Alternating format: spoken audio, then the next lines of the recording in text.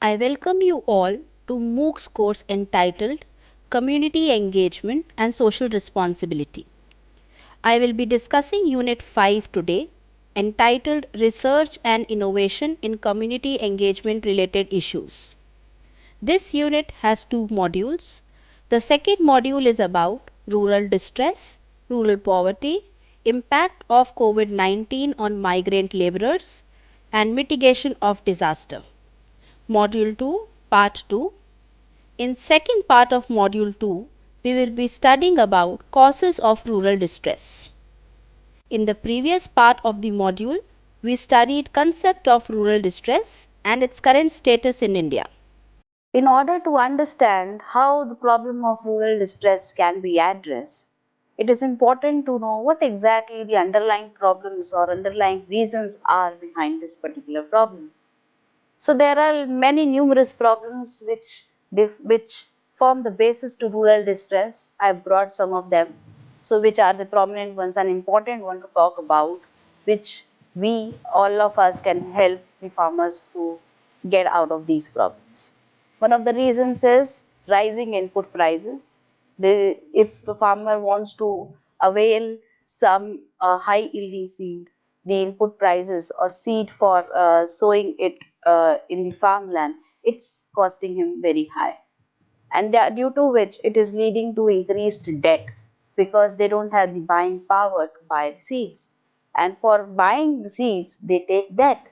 And when the yields are not sufficient due to the changed climatic conditions, due to the low irrigation facilities in some of the areas of the country, the output is not as that much which is expected. When the output is not that much, the cost of production is not recovered. Therefore, the end result is that the farmer is unable to pay its debt in time, and that is eventually compounding the debt burden on the farmer. So, burden of debt is another reason for rural distress, and which occurs due to the increased seed prices. Another reason defined for rural distress is decrease in the land holdings, that is, decreasing size of the land holdings. The main reason for this is the psychological change of human beings. Earlier, what used to happen, the land holdings were large because all the families used to live together. It was a joint family kind of a concept. But due to this nuclearization, the families have separated themselves, and that has divided the land into small lands. The marginal farmers out of these small lands are not able to get as much as returns as they get from the large lands. Then again, decrease in the food prices. Farmer produce a particular amount of production, they sell it in the market, but the amount of the amount which is the producer sold out in the market is much more what the farmer get. So the larger amount of the produce which is sold is lies in the hands of the middleman. So this is again a point that people, the real producers are not getting as much as they would be able to what is sold in the market. So we need to help the farmers to get this gap fulfilled.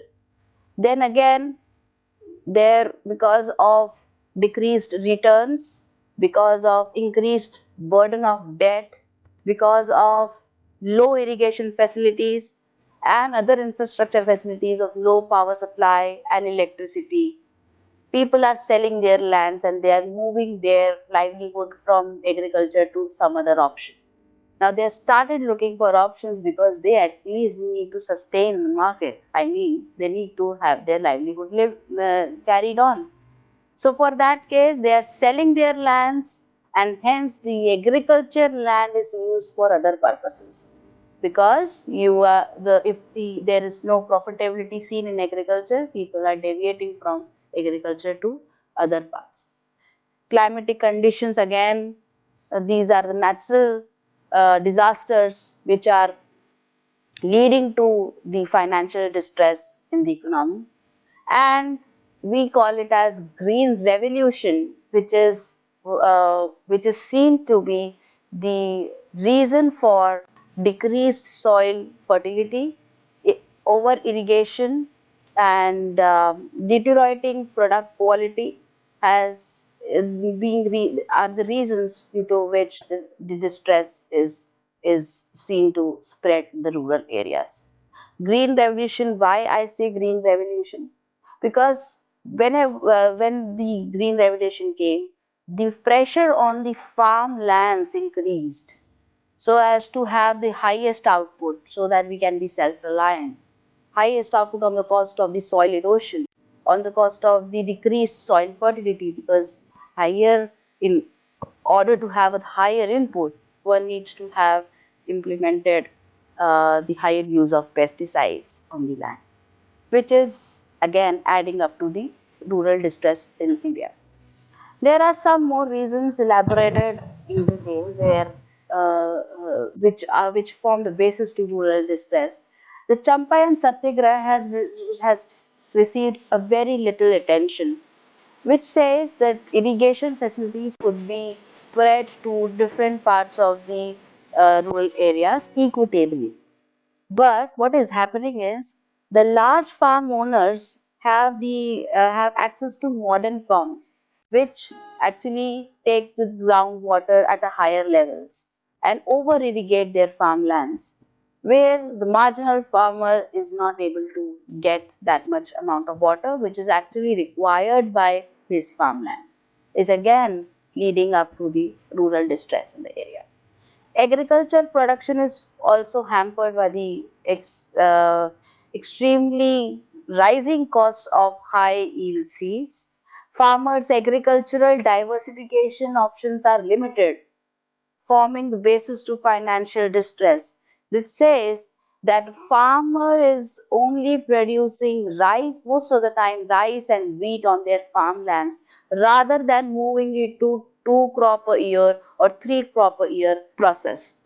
So farmer is restricted because he is not having that much knowledge maybe, or the resources are limited, therefore he is just not diversifying its produce or diversifying the use of its land holding. So due to the low portfolio of products or produce in its farmland, the distress keeps on rising. So, in this part, we studied about causes of rural distress. In the next part, we will study about consequences of rural distress and suggested solutions to it. Thank you all for joining.